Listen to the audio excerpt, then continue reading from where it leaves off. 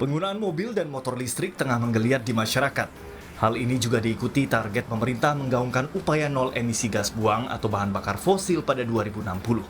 Terbaru, upaya pemerintah melalui Kementerian Perindustrian berencana memberikan insentif bagi pembeli mobil dan motor listrik.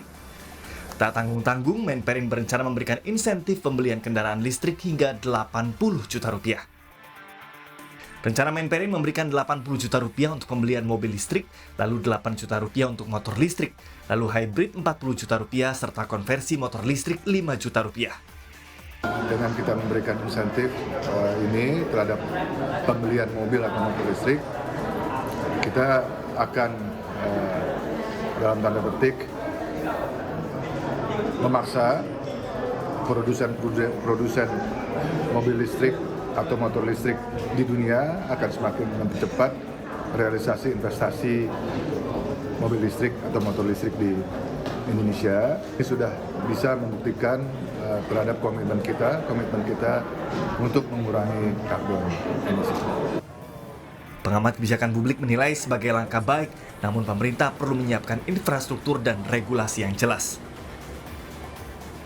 Kebijakan ini nilainya dengan memberikan subsidi 80 juta itu atau 8 juta ya untuk motor itu, saya rasa ini memang perlu didorong gitu loh Mbak, didorong. Saya pemerintah segera menyiapkan infrastrukturnya, misalnya tempat ngecasnya di mana, termasuk bengkelnya dan sebagainya, itu harus disiapkan semua. Dan dalam hal ini pemerintah juga harus berkolaborasi dengan industri-industri, dunia industri, dan juga harus yang ketiga, pemerintah yang terakhir menurut saya harus menyiapkan kebijakan regulasinya Mbak yang jelas. Artinya mobil yang diberikan itu apakah semua mobil ataukah ada spesifikasi tertentu. Sejauh ini penggunaan kendaraan listrik di Indonesia belum masif. Kementerian Perhubungan melaporkan jumlah total mobil dan motor listrik yang mengaspal di Indonesia baru mencapai 31.827 unit.